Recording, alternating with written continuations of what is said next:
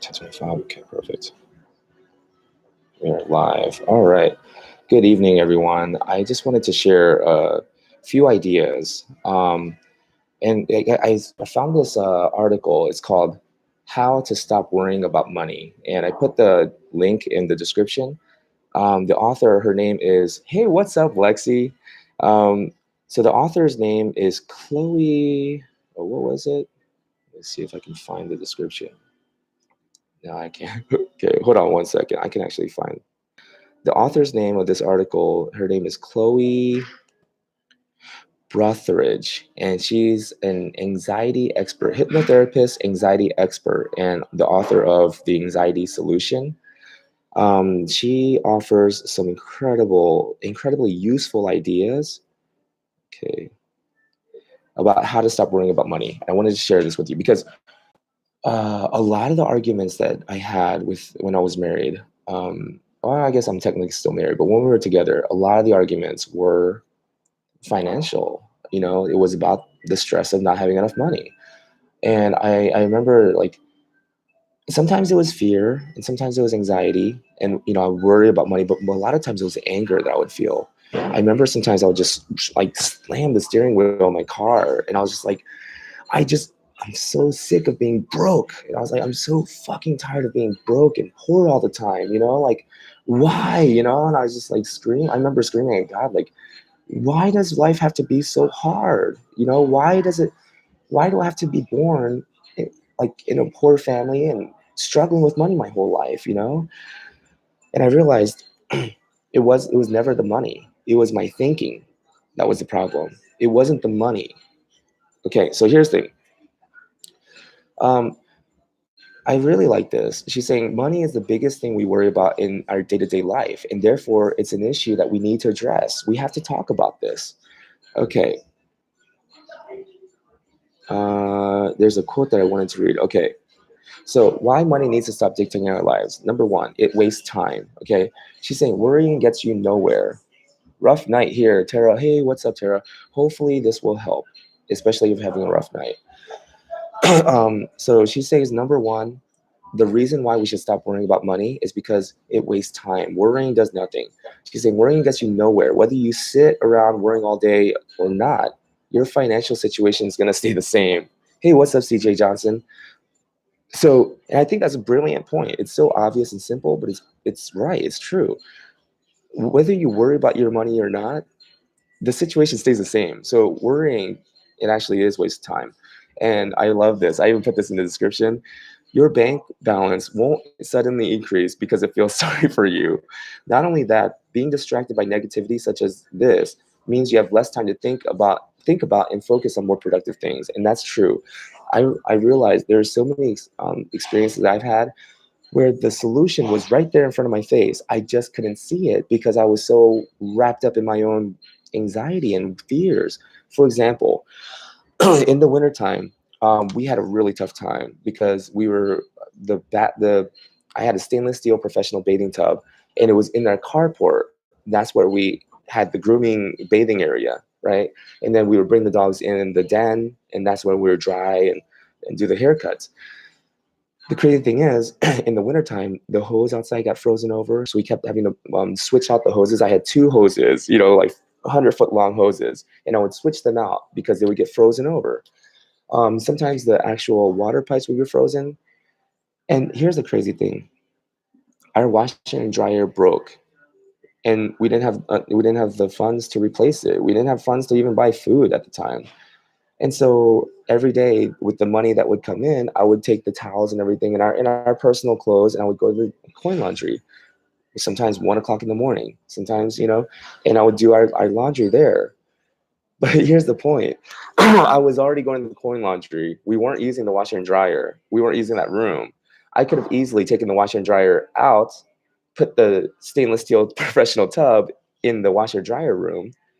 Problem solved. We already have hot and cold water source there. Here's the thing. That idea only came to me while I was driving out to Arizona. After we closed down the business, everything was all over. Now the stress is off. I'm not worried about the business anymore. Boom. The idea hit me. And I was almost upset with myself because I was like, I didn't have to struggle like that. And we didn't have to cancel all those appointments. I could have just moved that tub into the washer dryer. The solution was right there. How come I didn't see it? Because I was so wrapped up in my own worry, So she makes a really good point. It is true. Worrying puts you in a negative state of mind, and it prevents you from seeing solutions that are right in your face. Here's the thing: when you're so close up to the problem, all you see is the problem, right? That's all you can see. But when you distance yourself from the problem, create some space. Now you can see solutions around it that were always there. You just couldn't see it because you're focused too much on just the problem. Tara, nice, so true. Yeah, I'm about to drop some more truth bombs tonight. You have walked into the right place, Tara. Okay, number two, it deprives you of sleep. This is true. When you're worried about money, it literally keeps you up at night. Literally. And then what do? You take sleeping pills. Sometimes I drink alcohol, but then the next day I'm struggling. It's just a negative spiral. So number two, it deprives you of sleep, right? And she says, staying up at night, going over and over your finances will not only make you sleep deprived, but it will make it even harder to function the next day. And it's true. When we have lack of sleep, she's saying your mood lowers, and we all know worrying, overthinking occurs most when we're being a grump. I love that. Number three, it leads to behavioral issues. So she says, Money Crasher says, people respond to stress in many ways. Some smoke, some turn to alcohol in an attempt to calm their nerves. That's me. That's totally me. Others overeat or undereat. That was me too. I would overeat, because eating at least helped me calm my nerves, and I would feel a little bit less, I guess, anxiety when I would just eat something like a bag of chips or whatever. Our favorite Patty is in the house. Yeah, no doubt. So true. Patty, I'm so glad you're here. Okay, so let's see. Still others withdraw from social situations so that they can further worry about their plight, especially if they're so far gone that it seems no one understands. We get so wrapped up in our own mind. And here's the thing. I know that when I was broke, I would avoid social situations because I didn't like the uncomfortable feeling of not knowing if I can afford a drink or anything. If we meet at a coffee shop like this, I would I would, if I did finally find like the courage or somebody drags me out, I wouldn't let anybody know that I have no money. I would just order something like water or something, and I'd be like, oh no, I'm good. And I hated myself. I hated that, and I hated that feeling. But yeah, it makes you avoid social situations, and it literally changes your behavior by being so broke. um, okay, distinguish. Okay, okay, here it is. Okay, this is the author Chloe saying this. Yes, I know all this. She's saying that this is basically what we're thinking, right? Distinguishing the harmful effects of worrying about money issues is important, but you may be thinking, yes, I know all this. I know not sleeping makes me worry more, and I know I'm wasting my time by going over the same money issues.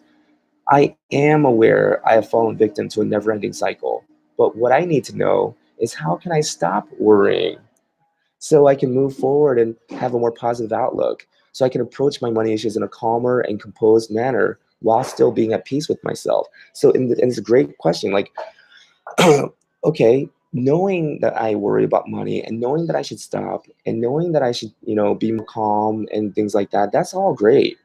But how? How do I do that? How do I actually do that? Right? And she's saying, I totally agree. Knowing you worry about money is one thing, but trying to stop is a totally different ball game. And so now she gives some ideas on how to stop. So she gave reasons why we should stop. Now she's going to give reasons how to. Okay. Um, oh, nice. People are saying hi to each other. Awesome. uh, but Taddy, I mean, not about Taddy. I saw Tara and Patty. Anyways, Tara, Patty, and Lexi. You three ladies need to keep it down, okay? You're disrupting the class. I'm kidding. Anyways, um, the truth is when people suddenly, okay, here's it. Okay, oh my God, I wanted to read this. Okay, before you change your actions, it's first important to change the way you think. It's not about what you do, really. It's about how you're thinking, right? The very first thing you need to establish before reading on is that money won't resolve your issues. Isn't that crazy? When I first met my mentor, when he told me that he was going to help me, and I knew he was a millionaire, it was delusional of me, but I literally thought he was going to write me a check so I can start another business, so I can start my business again because he saw me lose my business, right? And so I thought that's how you help somebody. You give them money, right? Absolutely not. I couldn't have been more wrong. If you want to help somebody, you do not give them money because that's not helping them. You want to help them change their thinking. And if you give them money, it gives them a temporary bandage approach, band-aid approach. It's just, and they're going to feel safe now that they have some money. So then they don't feel the need to change the way they're thinking. That's what happened to me. If Ted would have wrote me a check, I would have wasted it. It would have been gone by now. And I would probably avoid talking to him, because I would be afraid that he's going to ask me about it. When you're going to pay me back? Oh, I don't know. I lost it, you know? And so he actually made the right move, not giving me any money. But I was even practicing in the car on the drive over there, how I'm going to how I'm gonna respond when he gives me the check. Isn't that stupid? I was like, I want to show genuine appreciation, but I don't want to cry and make it sappy, like I don't want to overdo it, but then I don't want to underdo it. And first thing he told me when I sat down, June, I'm not gonna give you any money. Boom. I'm like, what am I doing here? Um, Amy is here. Oh my goodness, everybody, let's just take a moment. I'd like to announce Amy from Go Groomer is here. Hey, hello, hi, Jude. Hello, everyone. Amy, Lexi. I told you. What did I just tell you? Okay, keep it. Oh, Amy, hello, girl. Nice. Okay. Oops, sorry, Jude. I'll be quiet. Patty. Agreed. Spent and then needed more. Uh-huh. Yeah, exactly. That's exactly what would have happened if he would have given me the check. Okay, so here's the thing. The mindset that winning the lottery will mean that you will have the perfect worry-free life is completely false. And here's what Jim Rohn says: if somebody hands you $1 million, best you become a millionaire pretty quickly so that you get to keep the money. Um, okay, so it's time to gain control of our own thoughts. Stop letting outside sources like money dictate the way we think and interrupt our peace of mind. I mean, here's the thing. The past few weeks, I did spend a little bit more than usual. I went to Boston, had some fun. Um, I went out, had some fun. I went to a club, and then I wrecked my car, and and I had to pay my, well, not had to, but of course, that's the agreement. I mean, if I hire a personal assistant, my personal Rachel, I gotta pay her, right? And we agreed on a number. So, I kind of explained the situation. I was like, I'm gonna send you this much this week, and I'll send you this much next week. Like, and I told her the situation. I didn't expect to wreck my car, and that's another $400 that went out unexpectedly. Just a lot happened, right? But here's the thing. I told myself that I'm not going to allow myself to worry about money anymore, and like it was a little bit tight the past few days. Like I didn't know like what I was going to do, but then, I was just like, you know what? No, I'm not going to worry about it. And then and here I'm gonna get to it because it's a little bit further down the list. I wanted to talk about it, so I'm gonna get to my other point later. But just uh, being more mindful whenever I start feeling that anxiety or feeling that worry coming up about money, I just immediately stop, take a breath, and just remind myself, worrying will change nothing. The situation is what it is. Let me accept it and just be in a more positive, more calm, accepting state of mind, and then I can start thinking of solutions. And yeah, and I called Rachel, and I told her, hey, listen, that money that I was going to send you, it's not coming, and I'm never going to pay you ever because I take advantage of people like that.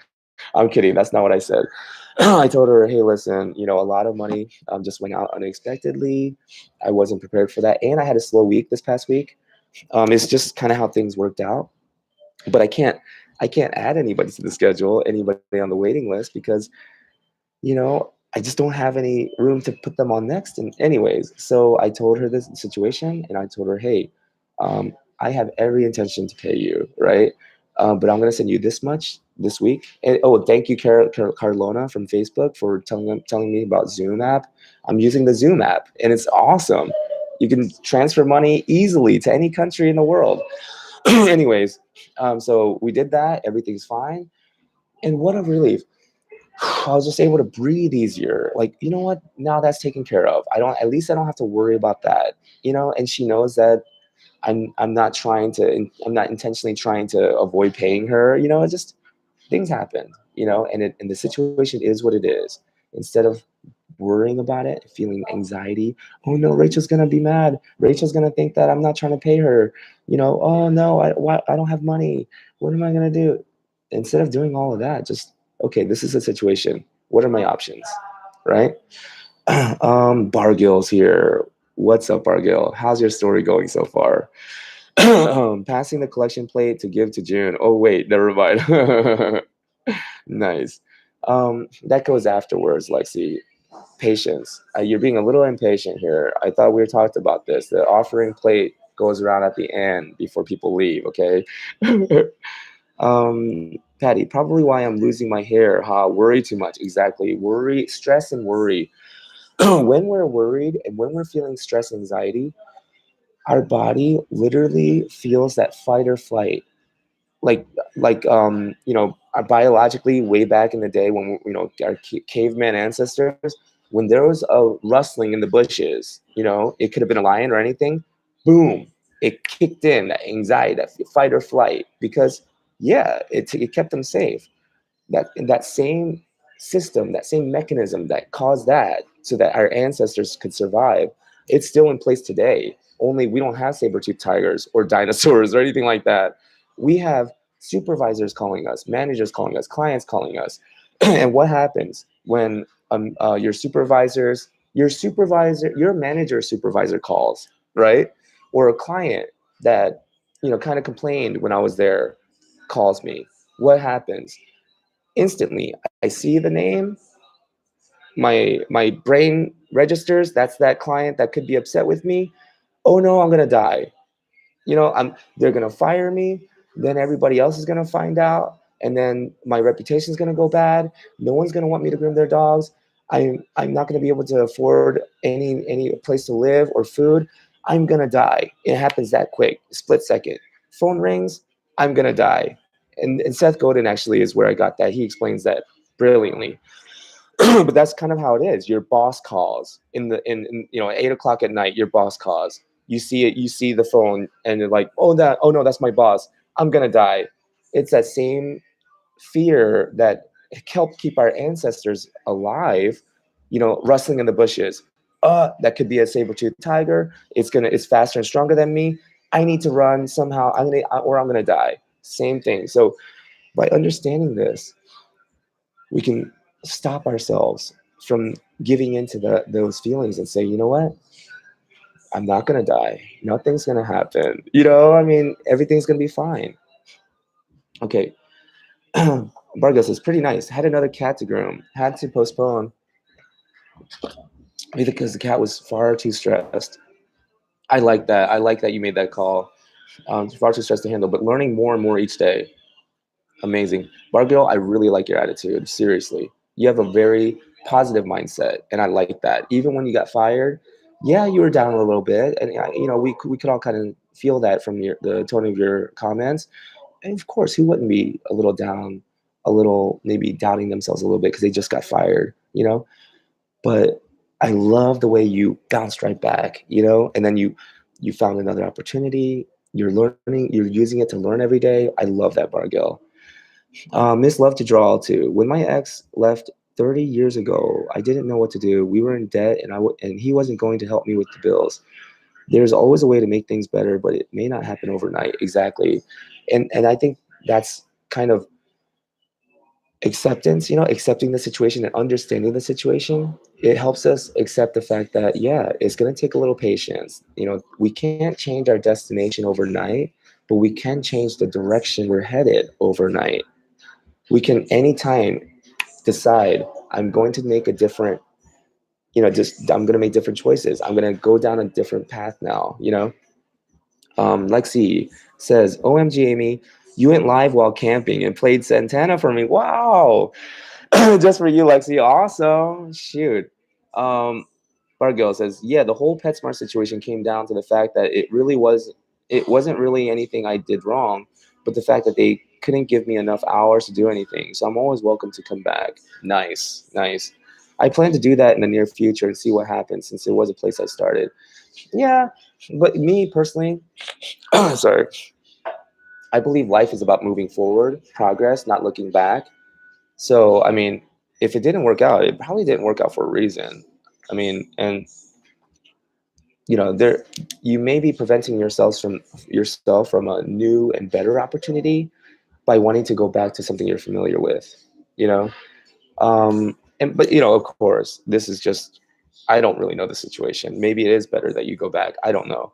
But one thing that I've kind of come to terms with because I felt so bad that my mentor Ted spent so much time every Monday sitting down with me and trying to get me to change the way I was thinking, because that's the hardest thing to do, is to change the way someone thinks. A man convinced against his will is of the same opinion still, and I'm pretty thick-headed. So I've always wanted to somehow make it worth it for him, let him know how much I appreciated him. I even told him, like, hey, can I groom your dog for free, and he was like, June, that's not why I did that. He was like, that's not why I helped you, I helped you. He was like, I enjoyed it. If I didn't enjoy it, I wouldn't have done it. So I realized now the best thing I could do to repay Ted is to not repay him, but to pay it forward to others, like I'm doing now, and so I just Bargill, I always say never recycle never recycle your girlfriends. I mean, it might apply to former employers too. Never recycle former employers. No, I don't know, unless it's me. Anyways, so let me move on to now how we can stop worrying about money. So the first, up until now, we talked about why it's not good to worry about money. Okay, now we all get it. We all understand that. Fine, it's not good to worry about money. How? How do I make that leap from I'm worrying about money and I can't even help it? I know I shouldn't, but I can't stop. How do I make this jump over here to now I'm not worried about money no matter what happens? Even if I'm wiped out financially, I'm not going to allow myself to give into the worry and fear. How do you make that jump? Well, here's how. Um, Go groomer. I believe the best way to stop worrying about money is to get up every day and give it everything you have to offer. Give everything you have to offer. Yeah, things will happen if we give it our best every day. I love that. I love that. And that's actually what she says too. Living in the present. Of course, thinking ahead of your financial situations, that's responsible. But really, we can only live one day at a time, right? So Amy is saying, she's not go groomer for no reason. What she's saying is absolutely true. You tackle every day. You pour it on. You give it everything you've got every single day. And when you go to sleep at night, you feel great about yourself, no matter what your financial situation is, because you've poured it on. You didn't hold anything back. Bargill, the issue with where I am now is I'm not getting exposure and only doing dogs for a shop I don't own. I'm not getting my own customers or following. No, don't ever allow yourself to be convinced that you're working for anyone other than yourself, Bargill. Even if you're someone else who's writing the paycheck, even if you're working for PetSmart, you're still in business for yourself. Always remember that. No matter where the paycheck is coming from, no matter who's signing it, you are always working for yourself. And I remember every shop that I went to, one of the shops that I, okay, one of the shops that I worked at, right? After I left that shop, the owner texted me and told me, "Can you believe the client, one of the dogs that you groomed, one of those clients, they demanded to know where you were." And she was like, "I told them I don't know that you're moving to Utah or something, right?" And they were wanting to know if they can get my phone number. They were like seriously tracking me down, and she couldn't believe it. She was like, "Can you believe this?" And I was kind of like, "Well, it kind of happens to me all the time. I'm used to it." I'm kidding. But seriously, Bargill, don't ever allow yourself to think, oh, these are not my clients. They're this shop's clients. Any dog on your table for that moment, for the time you're working on that dog, that's your dog. You have to treat it like that, you know? And then you know present your work, that is your work. You be proud of it, and that client is going to recognize. They can literally, it shows in your work. It really does. They can feel the difference. Um, Go Goomer, I smashed that like button, baby. Oh wow, you're so rough, so aggressive. Anna Jacobs, hey, hey, what's up? Hey, hey, hey, June. Don't make it. Anyways, no, I don't want to lose anybody. I'll stop singing. um, Anna Jacobs, hello, sunshine. You call everybody sunshine. I knew you were just using the same old lines you use everybody on me. I'm kidding, Gaby. I love it when you call me sunshine. Whether you say that to everybody or not, I still love it. Anyways, and Galaxy, all right, Lexi, you smashed it too. Very aggressive ladies in here tonight. I like. I'm just kidding. Okay, so let me get back to how. How do we stop worrying about money? Now that we know that we should stop, how do we do it? Number one, go Groomer, shut it. You are my sunshine. Nice. But you just got caught red-handed. I mean, playa. Amy's a playa. No, I was kidding. Takes one to know one, right? Anyways, stop it. Stop distracting me. Let me get to this. Mindfulness is the first step. She's saying think differently, right? We have to change the way we think. And it's called a paradigm shift. And you can, there's a lot of good YouTube videos on it. Bob Proctor talks about it a lot. A paradigm, think of a paradigm, it's just a fancy way to say your belief pattern, your thinking patterns, basically. It's like a map. Okay, so this is the best explanation I had about a paradigm shift. Let's say you're in Chicago and you have a map of New York City and you're trying to find your way around. You know, it you're gonna get frustrated and angry. You're gonna say, this place is crazy. None of the streets match up. None of this, none of the names are right. And you're gonna have a very frustrating experience. All you need to do is change the map you're using and get a map of Chicago because you're in Chicago, right? And now everything starts to make sense. You have a completely different experience.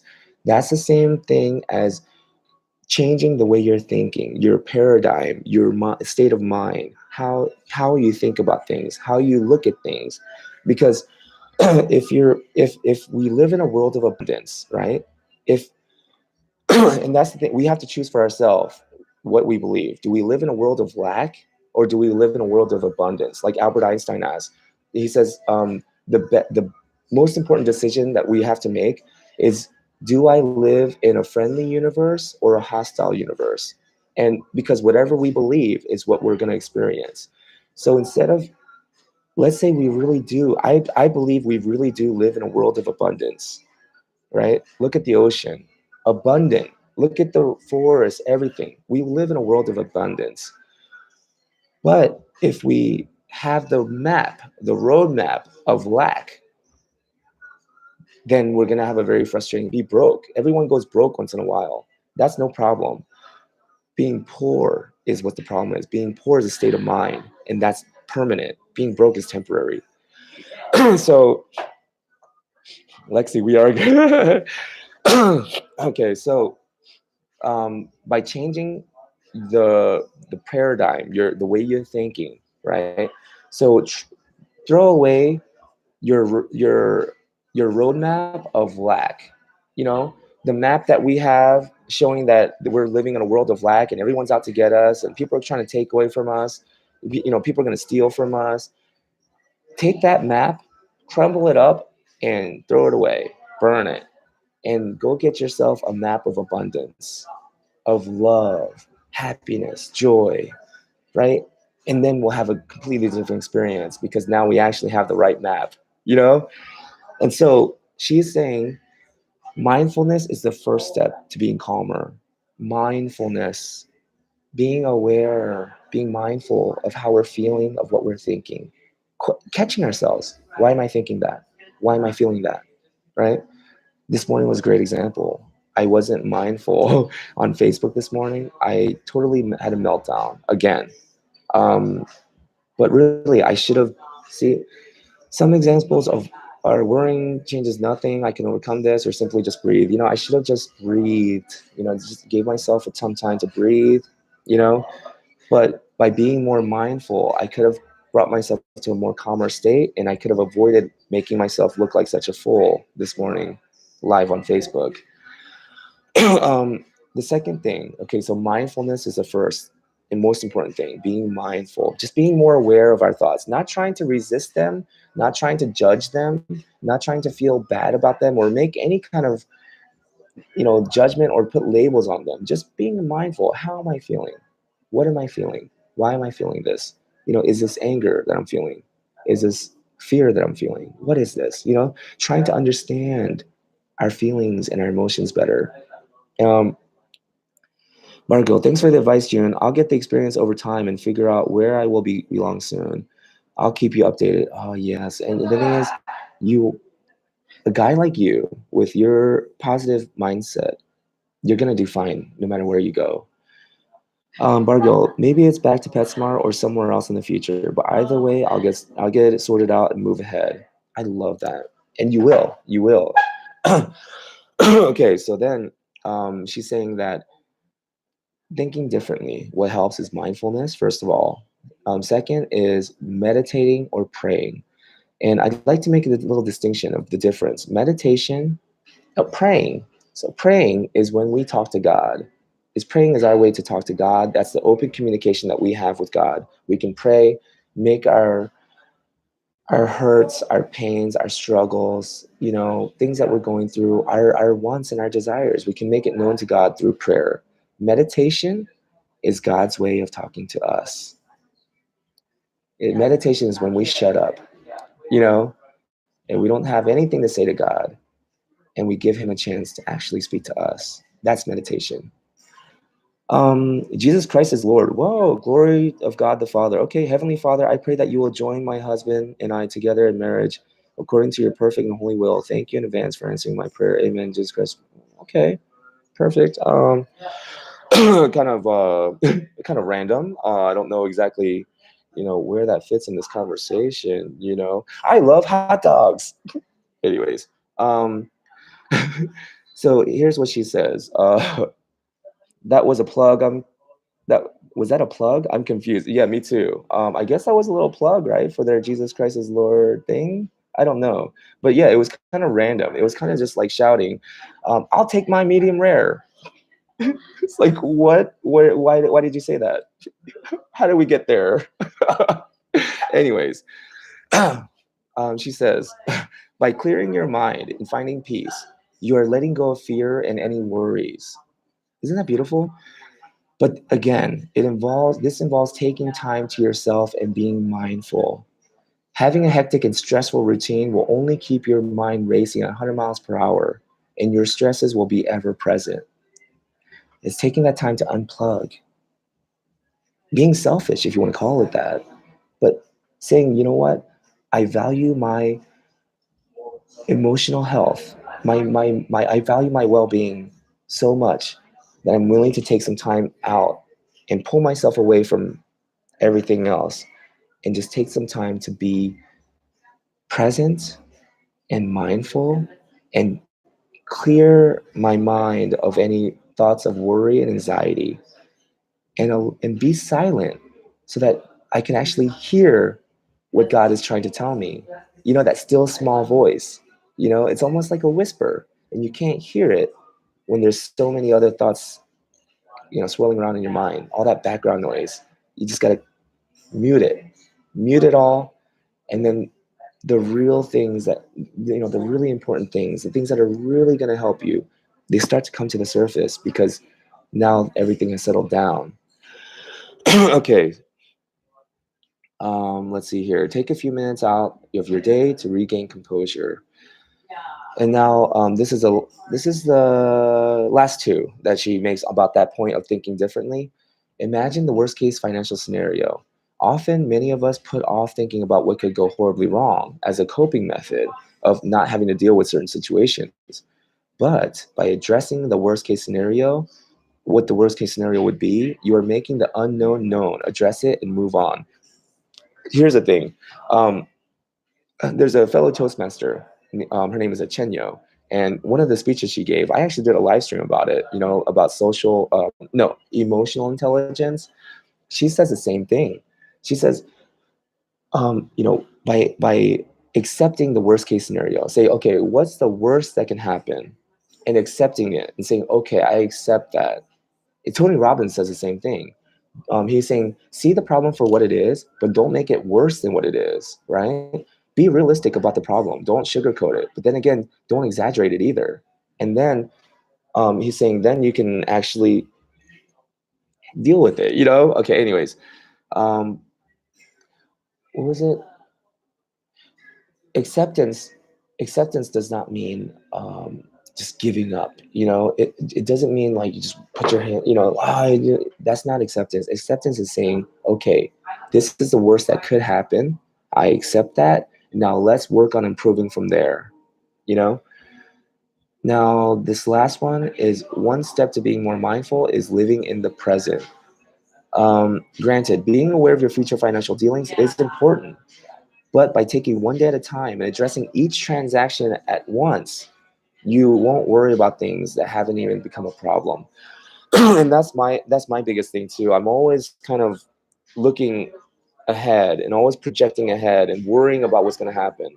And I think that it's pointless because I'm a planner. I love to plan things out. I love to like make sure I have a realistic plan and then a plan B if something doesn't happen. I've just always been that way. It makes me feel safe. But I realize now, through experience, it doesn't matter what you plan. What does it say? Man plans and God laughs, or something like that. But yeah, I mean, our plans never really work out as planned. So instead of worrying so much about the future, about how things are going to work out, about your plans, I think for me personally, it has really helped tremendously to just come right back to the moment, to the present moment, and ask myself, what is the best use of my time right now? Okay, so this morning, I felt so embarrassed. Okay, I felt so embarrassed after I made the live streams and I let my anger out and my frustrations, and I mean, everything just got to me and I had a meltdown. After I did that, I felt really embarrassed. I felt ashamed. I didn't even want to go out and do anything. And I just wanted to just hide in a hole somewhere.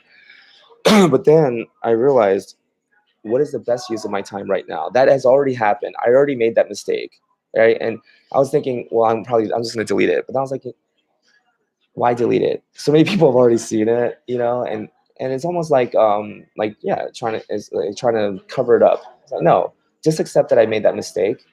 And now, what is the best use of my time right now? I was like, okay, let me get ready and go to work because my client is waiting on me. And then after that, what is the best use of my time right now? Oh, you're gonna go take pictures? Let me follow you. Let me go to the PetSmart. I'd love to be there to take a snapshot for my Instagram of my client's dog getting a Easter day pictures today.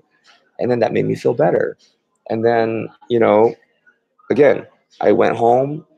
I cooked a shark steak, and I was about to drink a whole bottle of soju. I really was, because I again, when people are stressed, what did this author say in the very beginning of this? When people are stressed, we cope by smoking cigarettes or smoking something else or drinking alcohol. Yeah, I was trying to cope.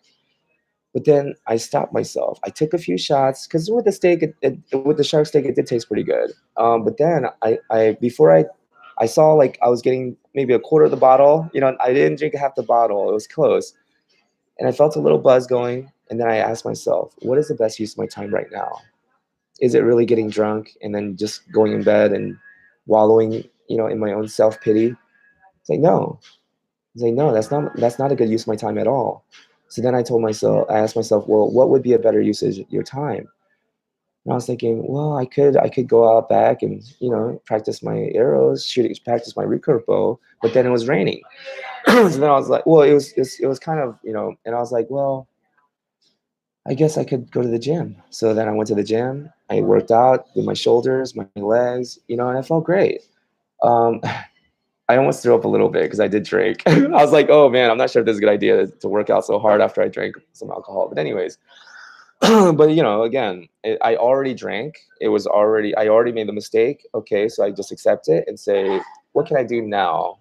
What is a better use of my time now? Went to the gym, and then I came home. I was gonna walk my dogs, but then it started raining. So and then I was like, all right, I can't walk my dogs because it's raining right now. It was raining kind of hard. I was like, well, what's the best use of my time? Okay, well, I gotta go. I gotta get a lot of this admin stuff done. Reply to some people, and get my next week's schedule, worked out. And so yeah, it's like I think that's part of staying in the moment. Part of living in the present moment is asking myself, what are you thinking right now? Why are you thinking that? What is a better use of your time right now? Just always in the present moment. Um, let's move on. Okay, this is another one about how to stop worrying. Okay, not just knowing that you got to stop worrying, but how to actually stop worrying. Voice your fears.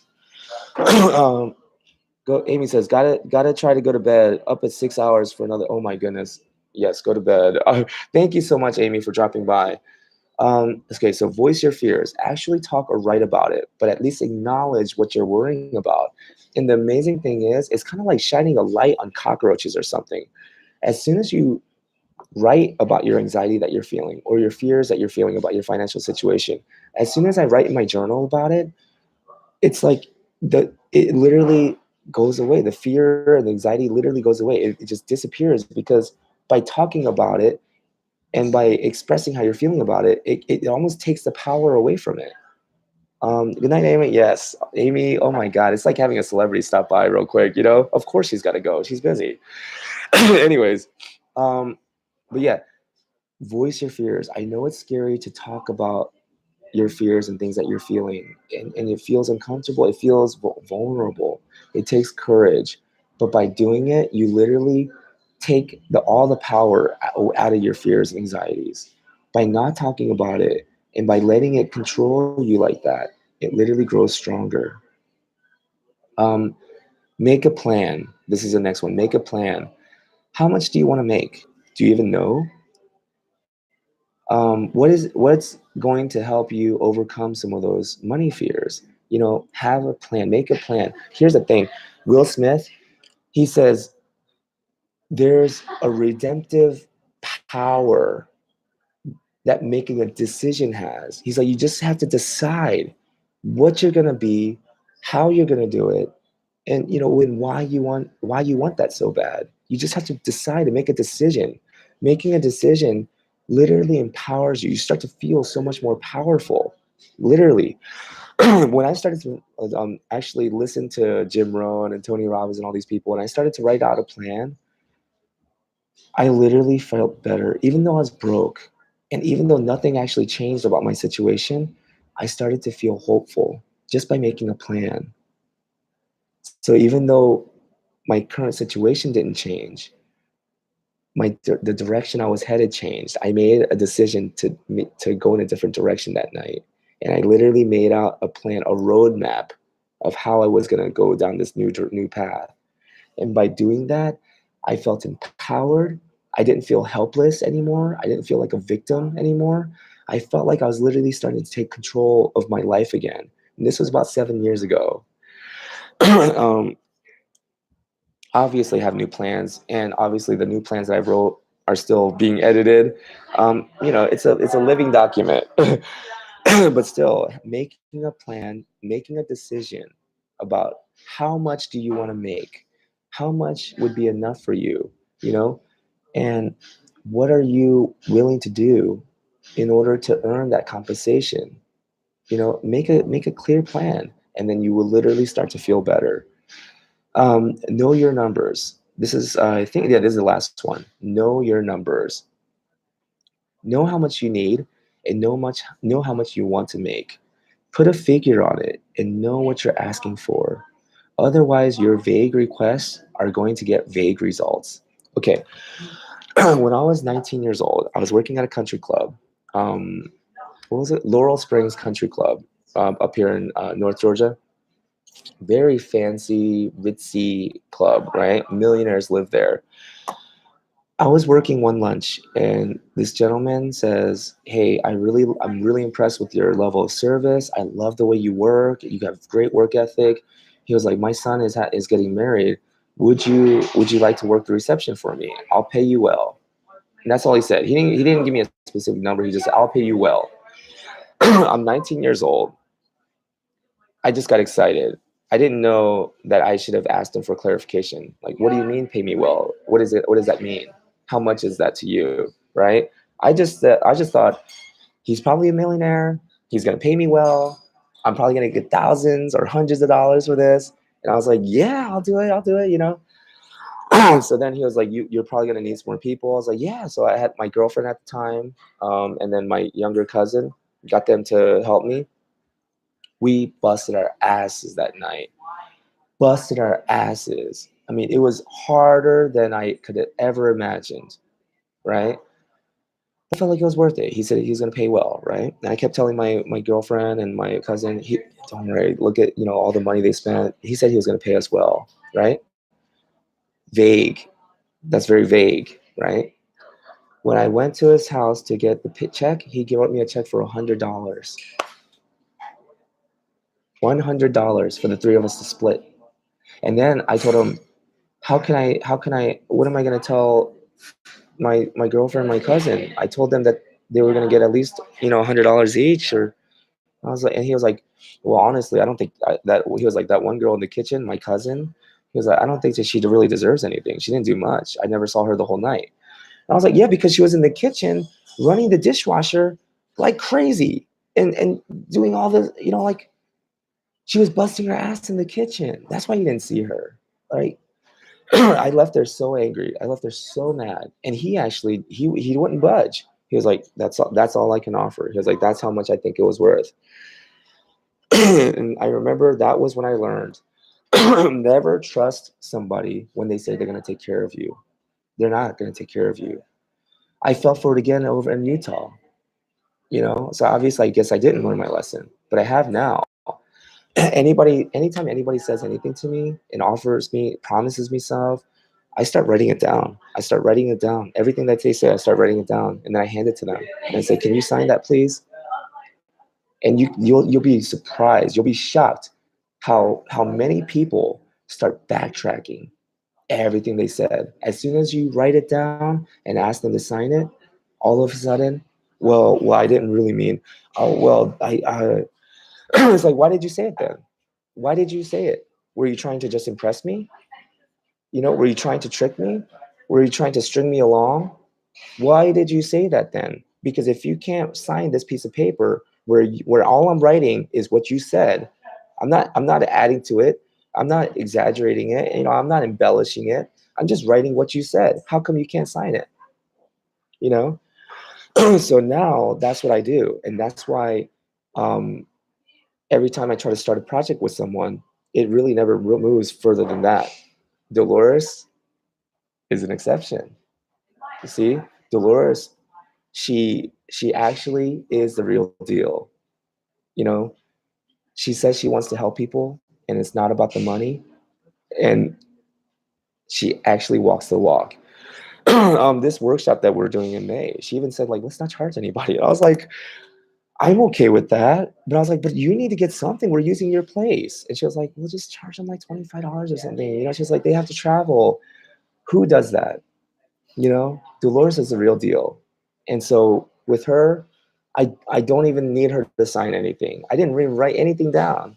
With her, it's just a handshake. I trust you, Dolores, because I see what she does. Her actions speak so loudly, she doesn't have to say a thing.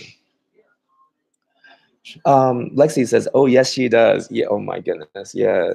Dolores is amazing, and Lexi, she's talked to her now.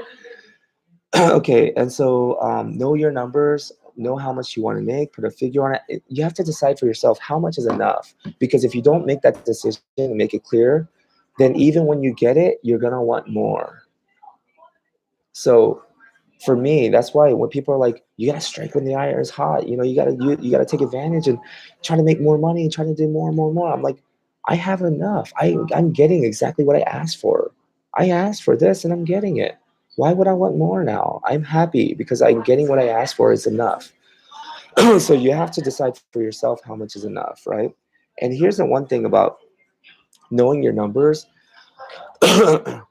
like I said, I felt a little bit anxiety because money was very tight, and I had to I had to come up with a little creative way to pay Rachel, my assistant, because I didn't have enough to send her the full amount. But by knowing my numbers, right? By knowing my week, the week that's ahead of me, and I know the prices that I'm charging for each person, you know, I'm bringing in close to $1,000 this week, right? Because I know that it eases my anxiety. I'm like, yeah, it's okay. I'm just tight right now. I'm broke at the moment, but it's temporary. Everybody goes broke every once in a while. That's fine. That's no problem. It's just cash flow. That's just the way cash flow works, in and out. It's not called cash in. It's called cash flow, right? Sometimes you get low. Sometimes it's high. Feast or famine. Really, when you're in business for yourself, it's kind of like that. It's feast or famine. But because I know my numbers, because I know what I'm working with, I know what's coming in next week, I don't have to worry, you know? And I just wanted to read one last quote here before I end this, because it really does. I love this. Okay, finally, the last piece of advice, this is the author talking. Finally, the last piece of advice I can give is to know that you are enough. You are enough. You are doing enough, and you're doing great. You need to establish this in your mind. Money isn't the problem here. Your thoughts are. Wow. Perfectly, perfectly, eloquently stated by the author. You need to establish in your mind that you are enough. And money is not the problem here. Our thoughts are. A stronger mindset and a little faith in yourself is going to make all the difference. I promise you. And I promise you too. This is not just the author, but I promise you as well. Feeling positive about yourself will spur you on to creating concrete plans on how you can resolve your issues. But you have to start feeling confident first. And a way to do that is start to write your fears, write how you're feeling. And then it literally takes the power away from them. And then you'll start to feel a little bit better. And then you can start making decisions. How much do I want to make? How much is enough for me? What am I willing to do to get there? Things like that. And then start writing a plan out, right? Then that will start to give you confidence. And when you start to feel confident, you actually start to create concrete plans, and that will actually resolve your issues. And here's the last quote: you can grow your abundance because you're not coming from a place of worry and self-doubt. Be brave, be mindful, be confident. Your financial situation doesn't define you, so stop letting it. Isn't that beautiful? Your financial situation does not define you, so don't allow it to, right? And that's one of my biggest problems, is that when I feel like I'm low on funds and I don't have a lot of money to work with, I start to actually feel less of a person, less valuable as a person. I start to avoid going out or meeting people or doing anything because I feel like, I feel smaller. I literally feel smaller because I don't have money. But like she says, my financial situation does not define me. Why do I let it? Right? So Lexi says, "Wow, I got a wow out of Lexi.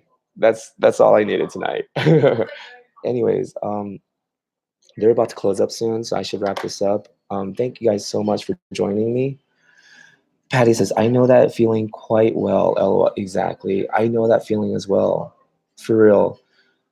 And I didn't. I don't want to say this to make anyone feel like, oh, bad or anything, but Dolores and I know that feeling as well. And that's why we wanted to provide lunch and food for people who are coming to the workshop. Because I personally know the feeling of going out with the group for lunch because you have to. It would kind of look weird if any one of us was like, no, I don't really want to go to Chick-fil-A with you guys.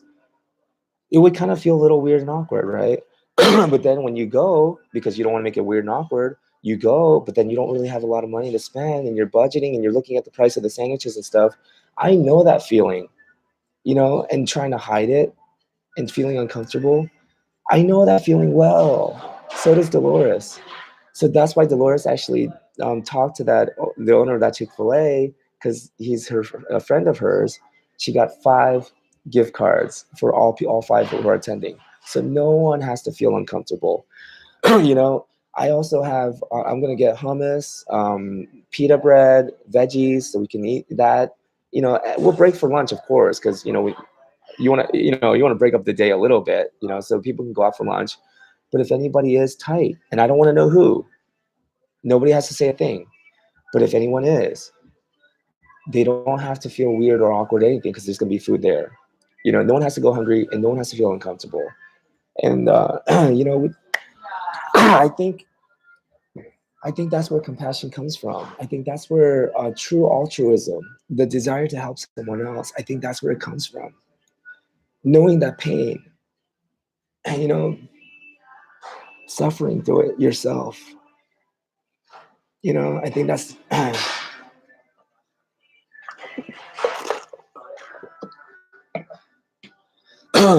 nobody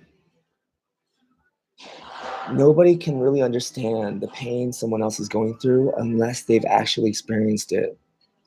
And when you've experienced something horrible,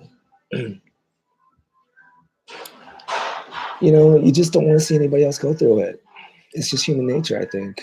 But anyways, Lexi, don't forget Waffle House. Love you, dude. Oh yeah, but you're paying for that, right? You're taking me out to Waffle House.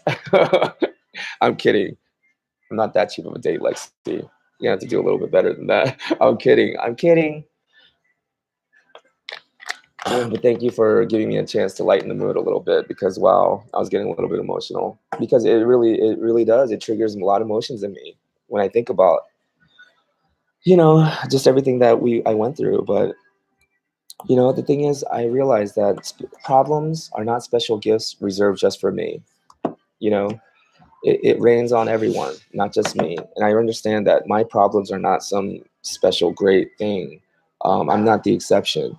We all have problems, and we all are going through this. And and that's why I just wanna help any way I can.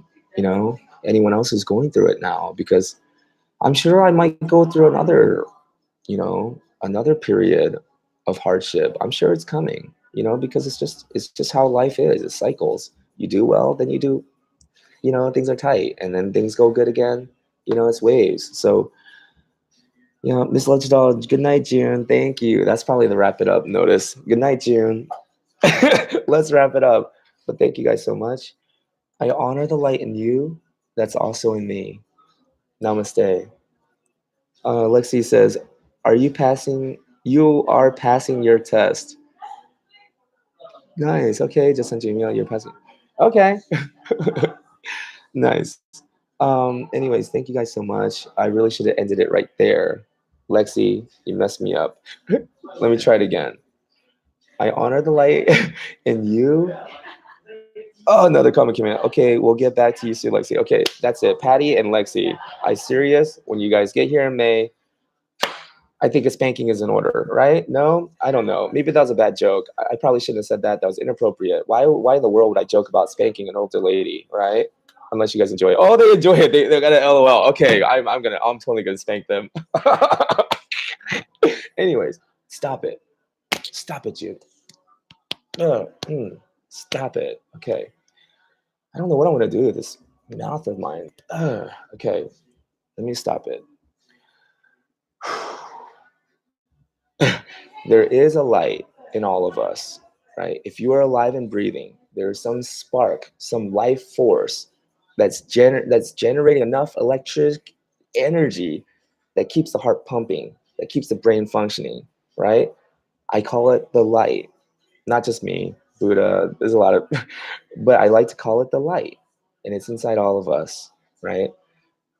And I want to encourage you to shine your light. It may make people around you feel uncomfortable, and they might say that your light sucks. They hate the color, they hate how it flashes, they hate this about it. Doesn't matter. That light was given to you. It's your gift to the world. It was, you're meant to shine.